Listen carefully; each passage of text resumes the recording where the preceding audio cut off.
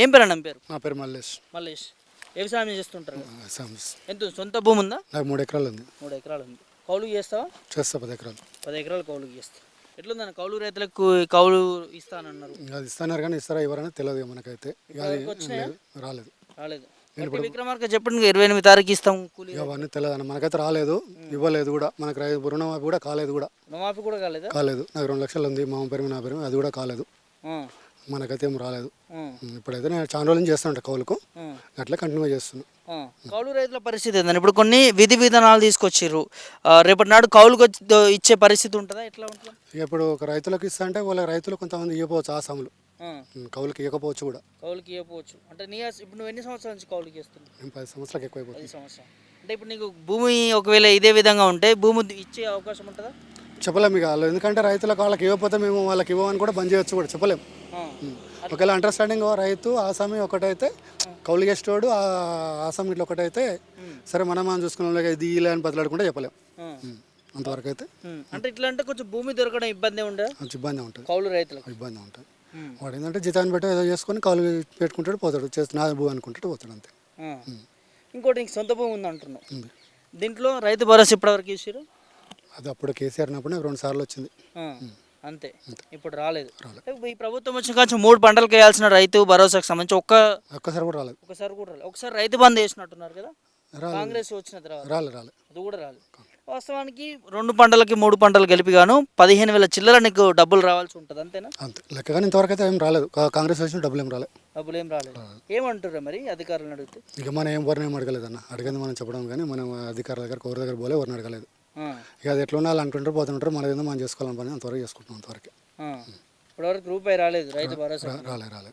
మరి గొప్ప గొప్ప మాటలు చెప్తాను ముఖ్యమంత్రి, ప్రజాపాలన ఇదని అదని, రైతులకి ఇక రాజకీయం అంటే వాళ్ళు ఏం చేసుకుంటారు మనకేం తెలియదు, మన పరిస్థితి అంతే. ఇక వాళ్ళు చెప్పిన మనం నమ్మేది లేదు, మనకు వచ్చేది. మరి ఇబ్బంది అవుతుందని రైతు బంధువులు అంటే కొంచెం కాదా, ఇప్పుడు ఒకసారి మంచికి అలవాటు నేర్పి గుంజుకునేసరికి ఆలోచన, అదే అలవాటు లేకుంటే ఏ ఆలోచన ఉండదు కదా. ఏ ఆలోచన? నీకు 3 ఎకరాలు ఉందంటే నీకు ఎంత వచ్చి ఉండనే ఈ ప్రభుత్వం చెప్పినట్టు? ఈ ప్రభుత్వం అంటే ఎక్కువ అవుతుంది కానీ ఆ 13,000 వచ్చేది నాకు. 13,000 వచ్చి ఈ ప్రభుత్వం చెప్పినట్టు ఎక్కువ అవుతుంది. ఇంకా 2 పంటలు కలిపి ఇంకా ఎక్కువ వస్తుంది అంతే కదా. 13 26,000 అట్లా వస్తుంది, 27,000 అట్లా వస్తుంది కదా. 27,000 అట్లా వస్తుంది అంటే ఇప్పుడు నీకు 27,000 ప్రభుత్వం బాకీ ఉన్నట్టేనా? ఇక మనం బాకీ అని ఎట్లా అంటే మనం వాళ్ళకి ఇవ్వలేదు, మనకు వాళ్ళు ఇచ్చేయలేదు కానీ వాళ్ళు చెప్పిన మాటలకు బాకీ అన్నట్టు. బాకీ ఉన్నారు చెప్పినట్టు కానీ, చెప్పినందుకే మనకేం వాళ్ళకి అప్పీలే మన వాళ్ళకి, కానీ వాళ్ళు చెప్పిన మాటలకు అంతే. ఎట్లుందన్న చూస్తాం మరి ఈసారి కౌలు రైతులకు? బాగానే ఉంటాయి. ఇప్పుడు ఏం తెలుస్తాను, మన ఒడ్లు పండి తెలుస్తుంది అప్పటికి. కరెంట్ ఎట్లా ఉంటుంది రైతులకి? అంటే మామూలుగా మినిమం అప్పట్లోనే కరెంట్ ఎక్కువ 24 hours అని ఏం లేదు కానీ ఒకసారి పోతుంటే వస్తుంటుంది అంతే. పోతుంటే వస్తుంటుంది కామన్గా. కంటిన్యూగా 24 గంటలు ఉండేది లేదు, కంటిన్యూ 24 గంటలు పోయేది లేదు. మీకు తెలిసిన విషయం అది, మాకు తెలిసిన విషయం అది. అయితే రుణమాఫీ కూడా కాలేదంటున్నావు, ఏం చెప్తున్నాను రుణమాఫీ? ఒకసారి అడిగితే అగ్రికల్చర్ ఆఫీస్కి వెళ్ళమన్నారు, అడిగిన బ్యాంకులకు వెళ్ళిన అడిగితే ఏమన్నారంటే మీ అమ్మ పేరు మీద నీ పేరు మీద ఒకటే ఆధార్ కార్డు కదా, అదే రేషన్ కార్డు కదా, తర్వాత మా పేద అన్నారు కానీ కాలేదు. తర్వాత కాలేదు. ఏమనుకుంటున్నారు మరి, అవుతుంది అనుకుంటున్నారా? ఏమి అయినప్పుడే అయింది అనుకోలే కానీ దాని గురించి ఆశపడాల్సిన అవసరం లేదు. ఆయన కాలేదని ఉన్నత మనకు గుందలేం కదా. అంటే ఇప్పుడు ఉన్న ప్రభుత్వం ఇచ్చినటువంటి కొన్ని పథకాలు కావచ్చు, ఈ నిబంధనల ప్రకారం అయితే అన్ని అసలు దగ్గరికి అయితే మళ్ళీ ఎవరు పోనీయరు. అది ఎవరో ఊళ్ళోకి వచ్చిన వాళ్ళని అడగకపోతే వాళ్ళు చెప్తుంది అంటారు, అంతవరకు. కానీ అసలు దగ్గరికి అయితే మళ్ళీ పోనీయరు, మళ్ళీ అడగనియరు అంతవరకు. నువ్వే ఫర్ ఎగ్జాంపుల్ కౌలుకి చేస్తా 10 సంవత్సరాల నుంచి అంటున్నావు బాబాయ్, ఇప్పుడు ఆసామికి ఇస్తే వీళ్ళకి ఇస్తే వాళ్ళకి ఏమని చెప్పి కొన్ని నిబంధనలు పెట్టి రైతు భరోసా, దానివల్ల మీకు భూమి దొరకదని కూడా ఇబ్బంది పడతాం. ఇట్లయితే మీ పరిస్థితి అట్లాంటి ఇబ్బంది అంటే అదే. ఇక ఇప్పుడు నీ కౌలు మా గొడవ నీకు వచ్చేసరికి నాకు కౌలు తక్కువ అని మాట్లాడుకుంటారు అప్పటివరకు అని అనుకుంటున్నాను. అంతవరకే. అది అవుతుందా కాదా గ్యారంటీ ఏం తెలియదు. అంటే భూములు దొరకకపోతే పరిస్థితి ఏందని అట్లా? ఇక అట్లా ఏదో పని చేసుకోవాలి, తప్పదు. కానీ ఇక మనకున్న కాడికి చేసుకుంటారు అంతే. ఇక ఏదో పని చేసుకుంటే మరి వ్యవసాయం వెనుకబడిపోతుంది కదా దీనివల్ల. అంటే వాళ్ళు కూడా పెట్టుకుంటారు కదా. వాటర్ ఉన్న వాళ్ళు ఎవరు ఇప్పుడు కౌలు కానీ ఇస్తారు, లేకపోతే జీతాన్ని పెడతారు.